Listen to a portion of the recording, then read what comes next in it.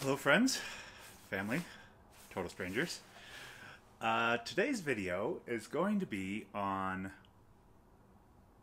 what I do for work, how I make a living on the road. I think specifically this video is going to be, what your options are. What are the best options for making money for nomads? So sorry I haven't done a video for a while. It's been almost a week and a half, I think. And I've just been super busy working. I'm now working here in Jackson. And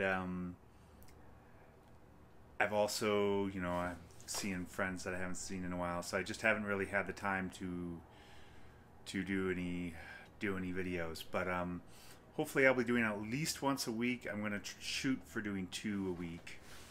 During the course of the summer, so hopefully this will get it started. As you can tell, it's not that warm out.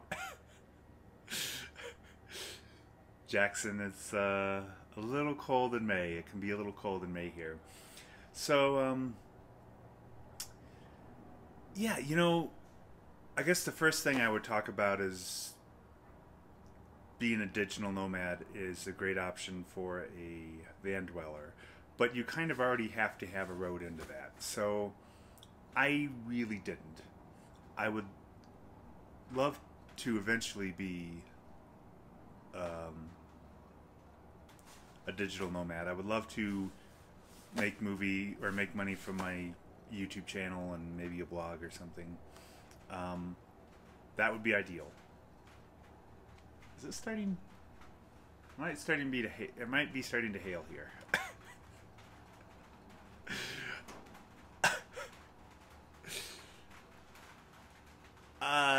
Yeah, maybe it's just rain. I think we'll pause this for now. Okay, I'm back.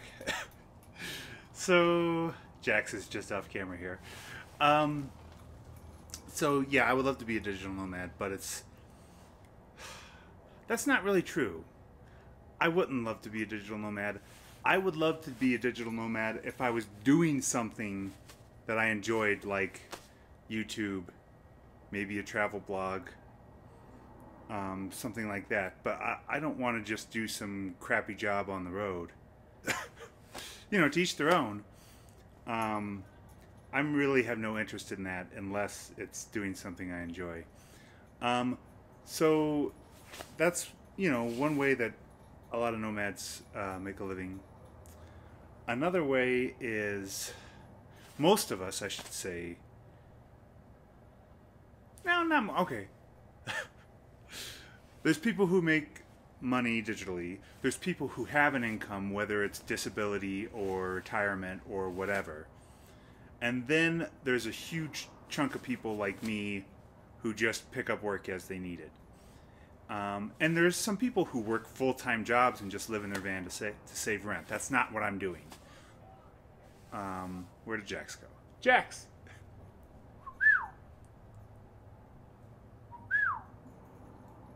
There he is. Okay. That's not what I'm doing. So I just pick up work to fund my travels. There's a few different ways you can do that.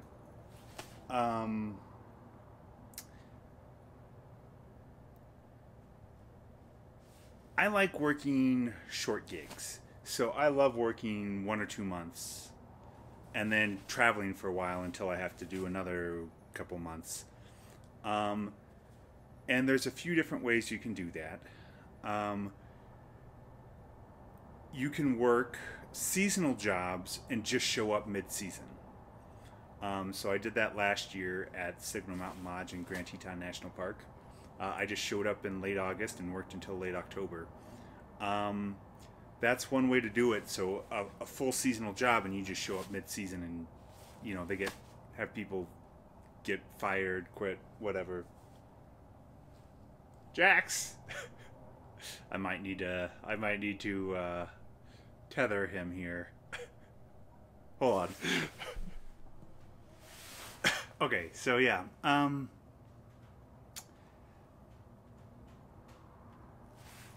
think it's starting to rate again. I'm just gonna power through here. So let's see, where was I? Seasonal jobs. You can show up mid-season. I've done that. There are some gigs that are just 2 months long. I did a job near Lake Tahoe, which was just for a spring conference season. So that was for mid-April to mid-June. That worked out great. You can find jobs like that. Those are much fewer and farther between. There are the Christmas seasonal jobs. So those are usually higher somewhere around Thanksgiving and go till Christmas. I did that working at an Amazon facility. And those are usually going to be in cities or whatever. And there are Amazon facilities that are, you know, kind of out, especially like back in Kentucky. That's like the work camper program. But I didn't do a work camper program. I just worked in a city in Phoenix and did the Amazon job. But it's not just Amazon. There's a ton of other places to hire just for the Christmas season. A lot of retail places. So, you know, all your major department stores will hire extra people for the holiday season. UPS, FedEx will hire a bunch of extra people for the holiday season. And yeah, so getting a job around the Christmas season is a good way to do like a 5 or 6 week job, and not have to quit it, you know, or not be tied down for a while. So that's those are kind of the main ones. And then there's also like harvest jobs.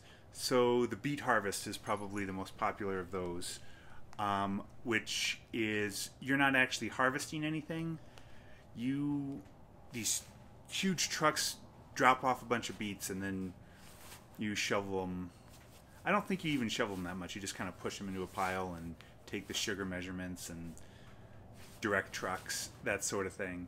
And lots of people do the sugar beet harvest. I've never done it.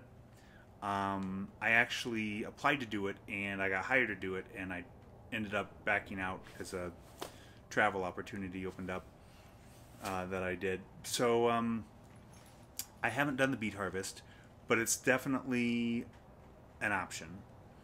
And it's something I may do in the future.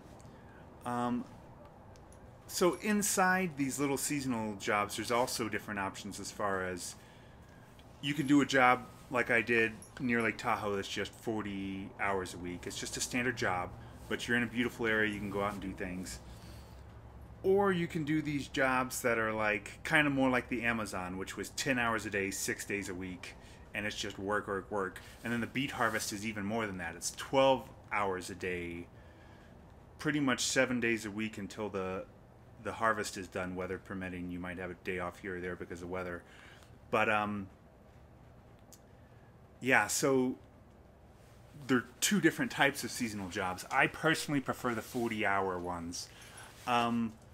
Just working nonstop for 2 months, granted you make a lot more money, you get overtime, all that stuff. It's just not worth it to me. I would much rather not do that.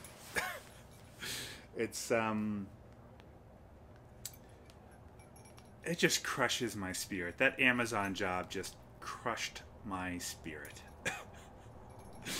So other jobs like that, you know, up in Alaska they have all the fish, the canneries, and also the fish processing plants, like the salmon processing, where they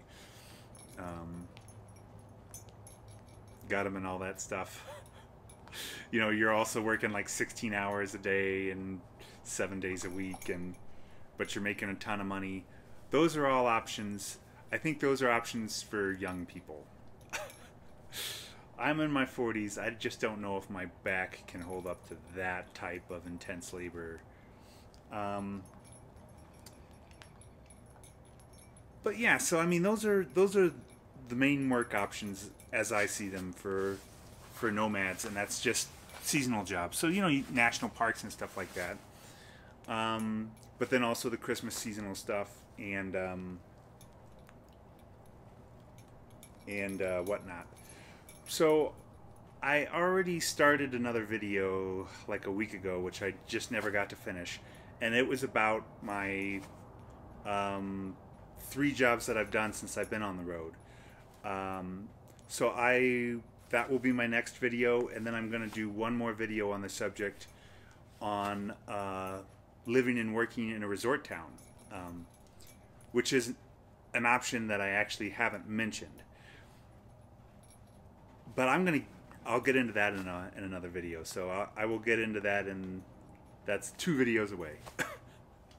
Living and working in a resort town, which is actually a really great option for nomads. So yeah, sorry I haven't been able to get a video out until now. So and this is just a talking video. The next one will have some scenery of a hike I did. Couple hikes I did, and yeah, so thanks for watching. Please like, subscribe, comment, all that fun stuff, and yeah, party on.